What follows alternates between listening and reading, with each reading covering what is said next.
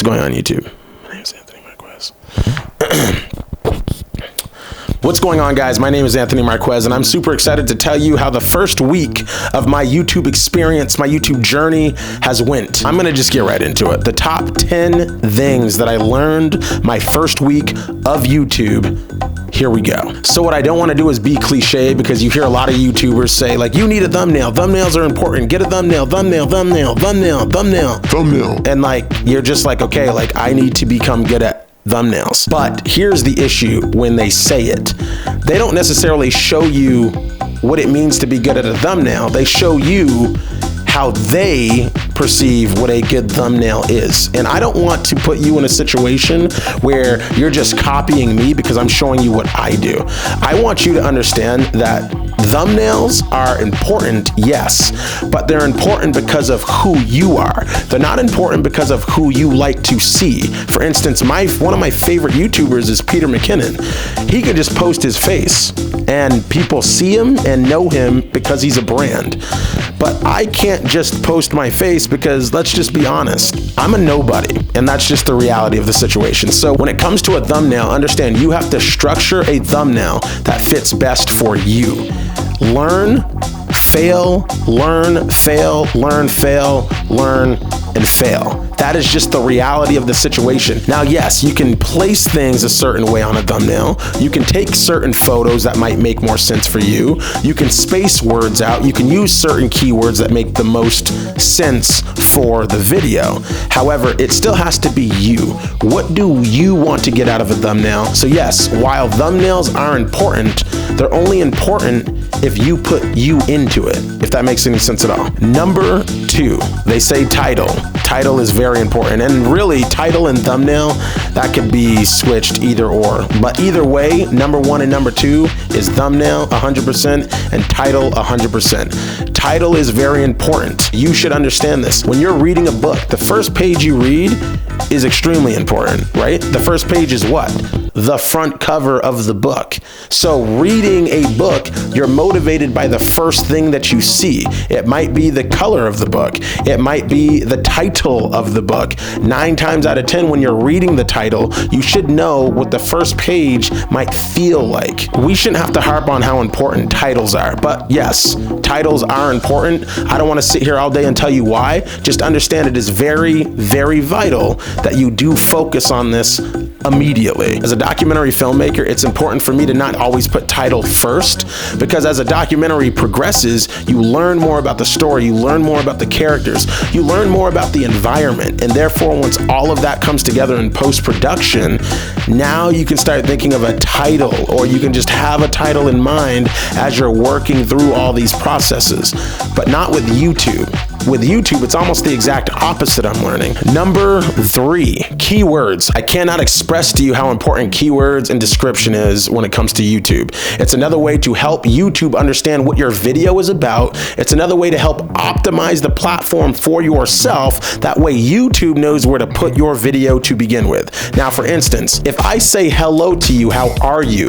I'm addressing you as a human being. The keywords are hello and how are you. You understand that like somebody is speaking to me, but you also understand that somebody wants you to say something back to them. You are going to probably give me keywords back because you understand what I just stated. So look at it like that when it comes to YouTube. When you give keywords to the search engine, YouTube will answer you back, will respond back to you, giving you what you're looking for. But unless you give the search engine an opportunity to understand what the heck it is that you're trying to accomplish, it'll never know. It's something as simple as hello, how are you? When you receive words, you understand how to answer those words. So if I say hello, how are you?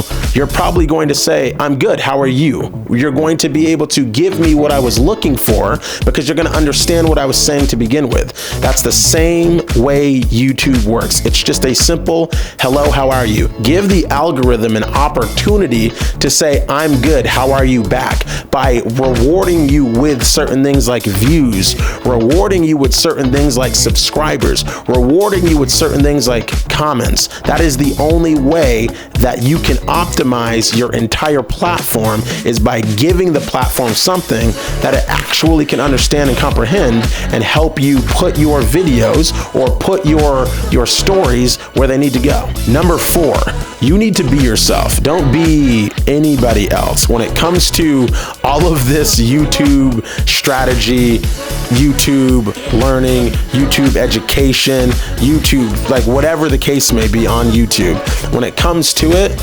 be yourself. You can't be anyone else. To be completely honest with you, I'm an absolute nobody when it comes to being anybody in the world, but I do know one thing that makes me special. I am me.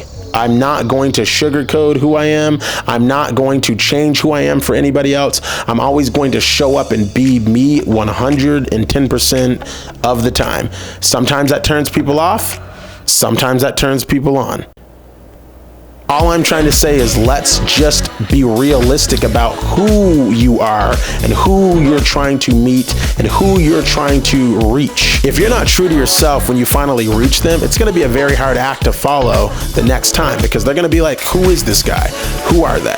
Who is this woman? Who is this man? Being yourself should be super simple, and I don't even want to complicate what I'm about to say here. Be yourself. You woke up today who you are. You did not wake up someone else. You are the same person that went to sleep maybe 8 hours ago, right? You are you, and you are you for a reason. So continue to be that person every single time you're in front of a camera. Do not change up for anybody. Don't put on a fake persona. It's just not you. And when you finally gain a following or you gain subscribers, when you finally have reach and people are watching you, wouldn't it feel good to just be normal and not feel like you have to be all dolled up, or feel like you have to speak in a certain way, or feel like you have to speak with a certain tone, or feel like you have to speak about a certain subject? Just be yourself. Understand that like you are enough, even if you don't think you are. Understand that you are enough, and you will find who you are looking for. Be consistent on the platform, but also be consistent with yourself. Be consistent with your purpose. It's simple. Just be yourself. Number 5, get to the point. Do not hesitate when you are speaking to the camera. Just speak to the camera, say what you have to say, and get on with your life. I cannot express to you how hard that actually is to do. I'm not gonna lie. This is my 3rd time recording this video. Think about it. If I just sit here the whole time and spew, you might have taken what you needed to take 5 minutes ago. The fact that I'm still giving, but it's not information that you need to obtain, it could be bad. Number 7, I keep going, number 7, provide value.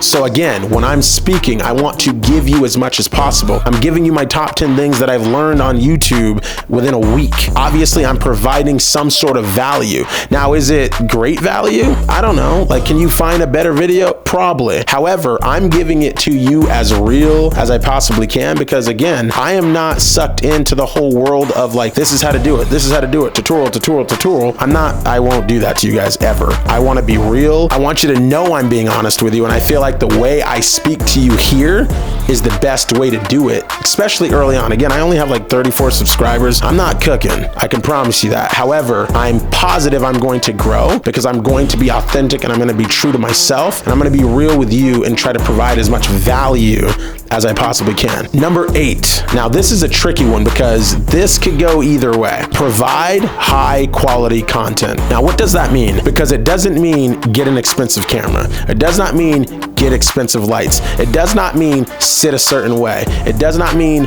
talk a certain way. It goes all the way back to just be you. You are enough. If you can't be yourself, you're not going to provide any sort of quality that you're going to appreciate, and you're not going to provide any quality and confidence that people watching you are going to appreciate, simply because you're going to be uncomfortable. You're not going to really be yourself, and people will notice that, especially when you start diving into things that you're just not passionate about. So when it comes to providing high quality content, it's less about the equipment. It's more about the person. It's more about the topic.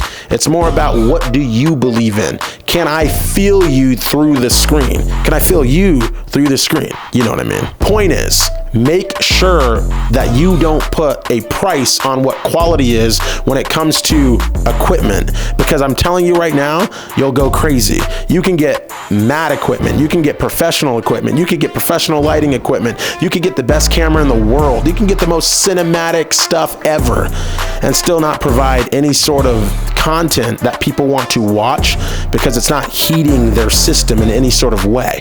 So find a way to create high quality content, and it's probably up here. Number 9 is a personal favorite of mine because I believe in it so deeply. I do it all the time with or without YouTube. Build a community and talk to your community. I'm on YouTube because I didn't want to be on social media anymore. I wanted to build my community here. I wanted people to come here and actually hear what I have to say.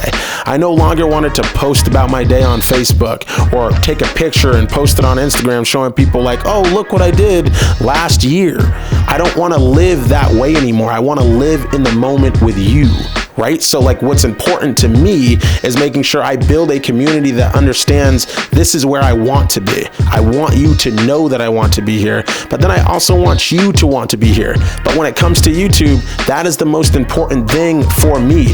And YouTube itself is about building community. So focus on what that means. Find your people. Yeah. I just simply want you to find your people. Number 10, and this is probably the most important to me right now because I drove myself crazy. YouTube analytics. Now, what you have to understand is this. While you should be checking your YouTube analytics, every now and then, when you first start out, like checking your YouTube analytics is the most ego-driven thing in the entire universe. And I hate to say it, and I hate to admit it, but I have an ego. Bad. The point that I'm trying to say is this. When you post your first, second, third, fourth, maybe fifth YouTube video, and you're expecting people to like subscribe to you and comment in the comment section, that doesn't even, I don't get it. I don't get why I'm refreshing my YouTube analytics over and over and over again in YouTube Studio, trying to see my line is doing that. It's ridiculous. And so don't focus so heavily on YouTube analytics. I'm not saying don't learn about the YouTube analytics and the YouTube Studio and figure out what does work and what doesn't work. Again, it helped me out. I realized that like one of my videos was performing well because I was making sure I was watching that specific video on YouTube analytics, but I wasn't just doing it to do it. I was doing it with a purpose, making sure that I knew what I needed to do to get better for my next video.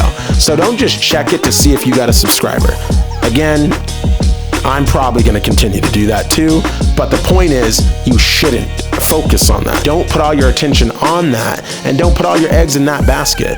Make videos fun. Make yourself consistent with making videos that you not only want to make, but that you feel empowered to make. Because again, that provides value, that builds community, that puts you in a position to succeed. And that's what you should want. YouTube analytics is not going anywhere. So don't focus so heavily on it. Just focus on the content, focus on the love, the passion, the desire to create content for people that you want to reach.